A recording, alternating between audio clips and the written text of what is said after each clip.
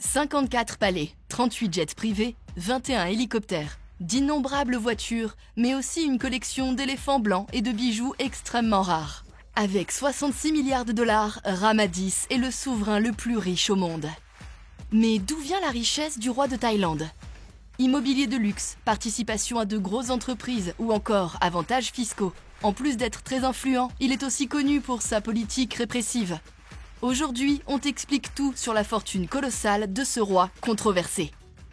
La famille royale thaïlandaise, également connue sous le nom de Maison Chakri, est l'une des monarchies les plus anciennes et les plus respectées d'Asie.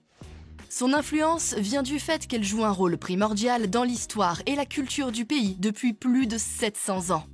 Le premier roi était Rama I et il a fondé cette dynastie en 1782. L'un des rois les plus célèbres est Rama V. Il a régné de 1868 à 1910 et est considéré comme l'un des rois les plus importants de l'histoire de la Thaïlande. Il a entrepris de nombreuses réformes, notamment l'abolition de l'esclavage, l'introduction d'un système juridique moderne et la modernisation de l'administration publique. Un autre roi important est le roi Rama IX, qui a régné sur la Thaïlande pendant 70 ans, de 1946 à sa mort en 2016. Jusqu'à son décès, il a joué un rôle important dans la consolidation de l'autorité royale et dans la promotion de la stabilité politique et économique du pays. Le roi actuel, Ramadi, est le chef de la famille royale. Il poursuit le travail de son père en renforçant la position de la famille royale dans la société et a également pris des initiatives pour la moderniser. C'est une monarchie constitutionnelle, ce qui signifie que le roi devrait avoir un rôle principalement symbolique dans la gouvernance du pays. Mais la famille joue quand même un rôle important dans les affaires diplomatiques et les relations internationales.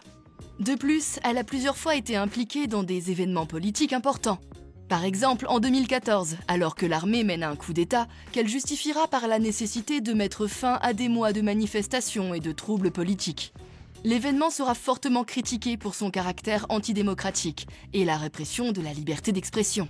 Le roi y sera impliqué car il participera à une médiation qui avait pour but de ramener la stabilité politique dans le pays. Des négociations avec les militaires et les partis politiques ont alors eu lieu pour mettre en place un gouvernement provisoire et organiser des élections.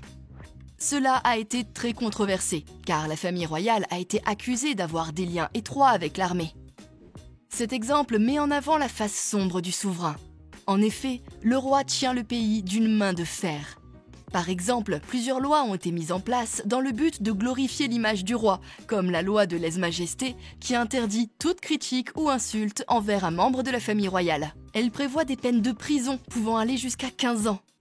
De plus, comme dit précédemment, la famille royale a souvent pris parti dans les conflits politiques et a soutenu des gouvernements militaires autoritaires. La monarchie thaïlandaise est alors critiquée pour son manque de transparence et de responsabilité, ainsi que pour ses lois strictes qui sont utilisées pour réprimer la dissidence politique et les critiques à l'égard de la famille royale. Malgré cela, la dynastie continue d'être respectée et vénérée par de nombreux Thaïlandais, qui voient en elle un symbole de stabilité et d'unité dans le pays. En plus du roi, la famille royale thaïlandaise comprend également d'autres membres importants et influents. La princesse Sirindorn, par exemple, sœur du souverain actuel, est considérée comme l'une des personnes les plus respectées de Thaïlande. Elle est connue pour son travail en faveur de l'éducation, de la culture et du développement rural. La famille royale est également connue pour son mécénat culturel et son soutien à des organisations caritatives et à des projets de développement social.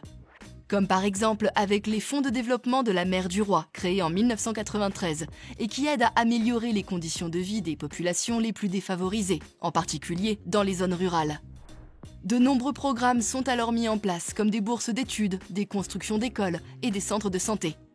D'autres membres ont fait pareil dans le but de renforcer son image et son prestige auprès du peuple thaïlandais, ce qui est un élément clé de la politique thaïlandaise de la dynastie. Maintenant que l'on comprend mieux le fonctionnement de la famille royale, concentrons-nous sur sa richesse.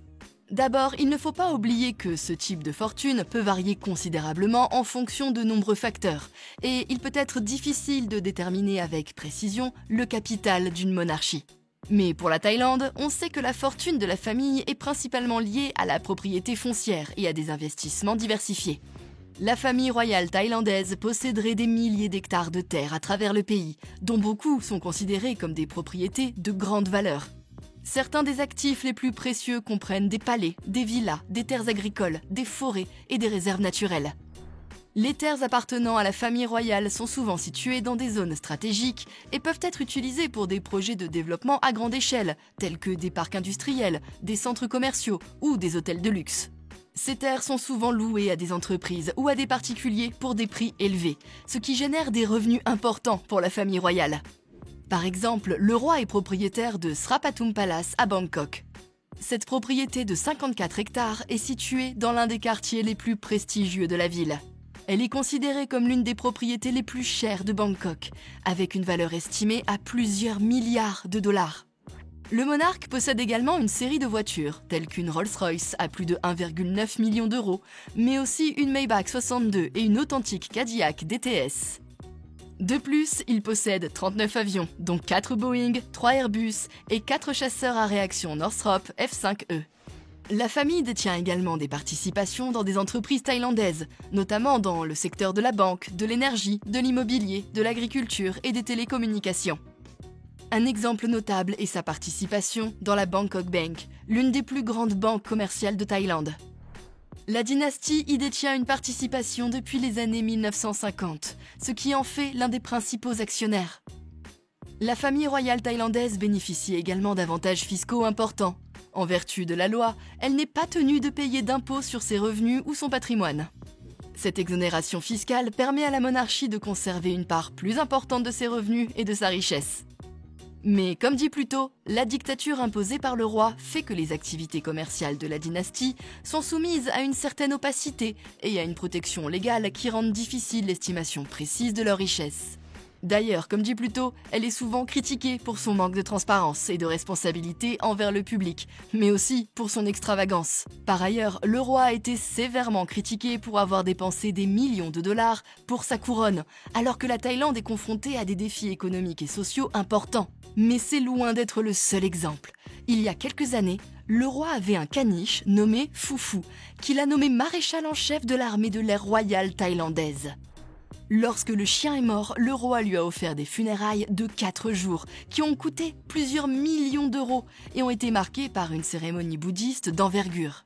Tout cela veut dire que pour comprendre la puissance et la richesse de la famille royale, il faut prendre plusieurs facteurs en compte. Il est important de noter qu'elle a une longue et riche histoire qui remonte à plus de 700 ans et que les différents rois de la dynastie ont joué un rôle important dans le développement et la modernisation du pays. De plus, ils ont continué à consolider leur autorité royale et à assurer la stabilité politique et économique du pays. Leur richesse provient principalement de la propriété foncière, des investissements dans les entreprises et de l'exemption fiscale. La famille royale utilise cette fortune pour soutenir des projets de développement social, de mécénat culturel, dans le but de renforcer son image et son prestige auprès du peuple thaïlandais. Bien qu'elle soit souvent critiquée, elle est également très respectée et considérée comme un symbole important de la culture et de l'histoire de la Thaïlande. Mais elle reste confrontée à des controverses en raison de son rôle politique, de son opacité financière et de son extravagance. La richesse de la famille royale thaïlandaise est donc à la fois un héritage de son passé et un défi pour son avenir.